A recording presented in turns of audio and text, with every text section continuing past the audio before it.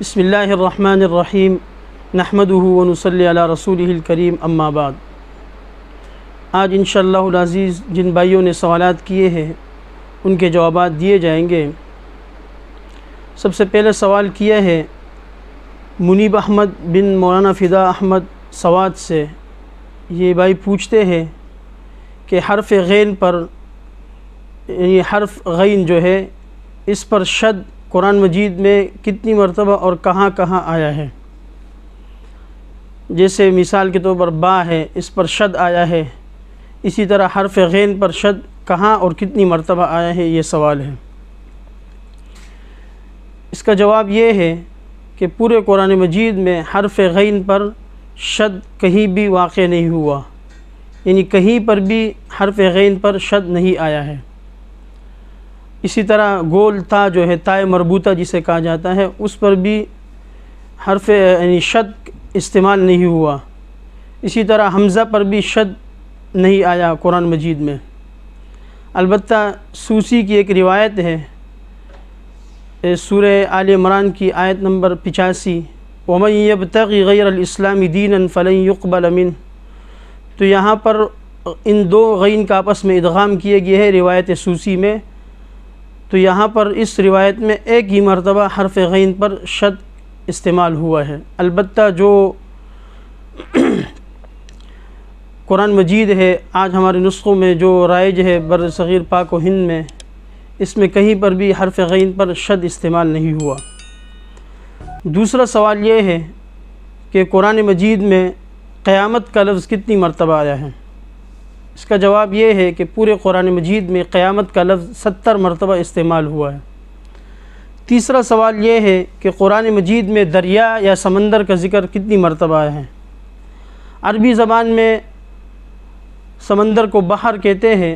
بحر کا لفظ پورے قرآن مجید میں 33 مرتبہ آیا ہے، اور بحار کا لفظ یعنی جو جمع ہے بحر کی، یہ 2 مرتبہ آیا ہے، اور ابحر کا لفظ 1 مرتبہ آیا ہے۔ اس کے بعد سوال یہ ہے کہ الف لام میم اور الف لام میم را میں فرق کیسے کیا جائے؟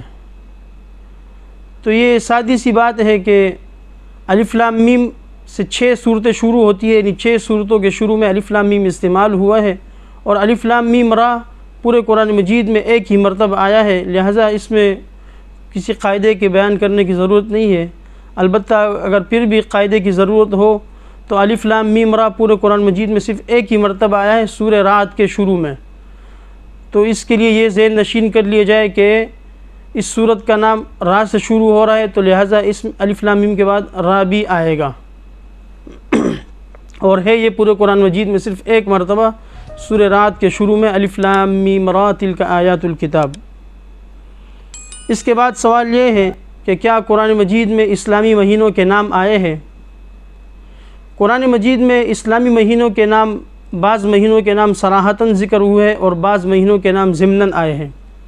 صراحتاً جس مہینے کا نام قرآن مجید میں استعمال ہوا ہے وہ سورہ بقرہ کی آیت نمبر 185 ہے، رمضان کے مہینے کا نام استعمال ہوا ہے، شہر رمضان الذی انزل فیہ القرآن۔ البتہ کچھ مہینے ایسے ہیں کہ ان کا نام تو استعمال نہیں ہوا، ضمناً ان کا تذکرہ موجود ہے، جیسے شوال کا مہینہ ہو گیا، ذی القعدہ ہو گیا، ذی الحجہ ہو گیا۔ تو یہ سورہ بقرہ کی آیت نمبر 197 میں اللہ تعالیٰ کا ارشاد ہے الحج اشہر معلومات، یعنی حج کے معلوم مہینے ہیں، تو اشہر معلومات جو ہے وہ یہی 3 مہینے ہیں، شوال، ذی القعدہ اور ذی الحجہ۔ اسی طرح اشہر حرم جو 4 مہینے حرمت والے ہیں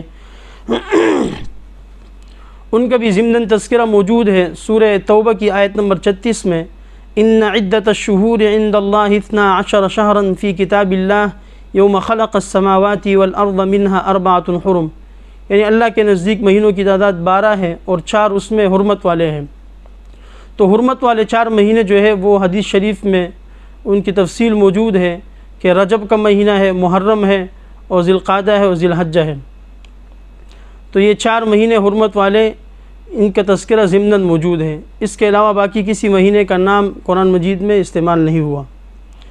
اس کے بعد سوال یہ ہے کہ قرآن مجید میں ٹوٹل متشابہات کی تعداد کتنی ہے؟ اس کی صحیح تعداد کسی کو معلوم تو نہیں ہے، البتہ بعض حضرات نے یہ صراحت کی ہے کہ پورے قرآن مجید میں 4000 متشابہات کی تعداد ہے، بعض لوگوں کا یہ قول ہے۔ اس کے بعد سوال یہ ہے کہ قرآن مجید میں عورت کے لیے پردے کا حکم کتنی مرتبہ آیا ہے؟ پورے قرآن مجید میں 6 آیتیں ایسی ہیں کہ جس میں عورت کے لیے پردے کا حکم دیا گیا ہے۔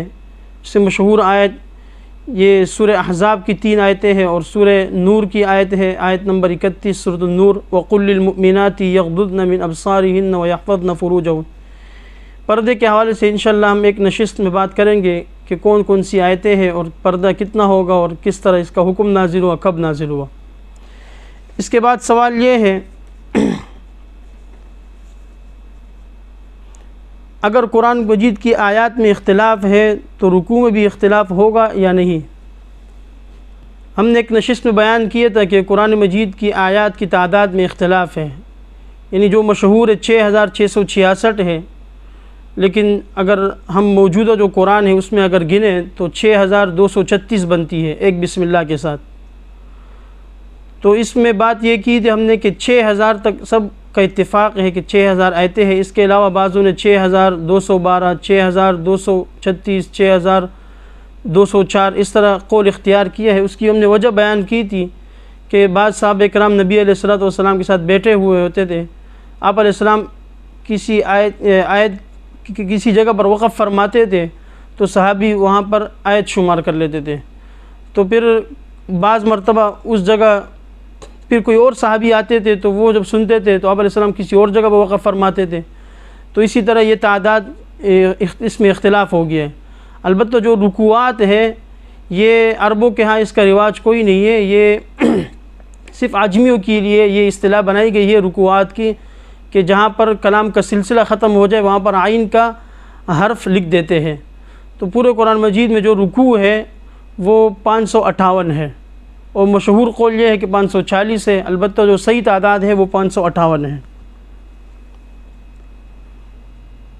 اس کے بعد سوال یہ ہے کہ کیا قرآن مجید میں تراویح کا ذکر آیا ہے؟ قرآن مجید میں تراویح کا تذکرہ تو موجود نہیں ہے، البتہ حدیث شریف میں موجود ہے، بخاری شریف کی حدیث ہے من قام رمضان ایمانا واحتسابا غفر له ما تقدم من ذنبه۔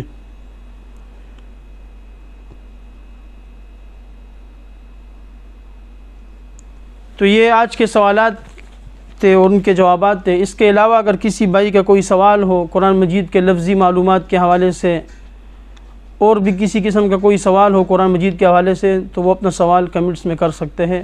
وآخر دعوانا ان الحمد للہ رب العالمین۔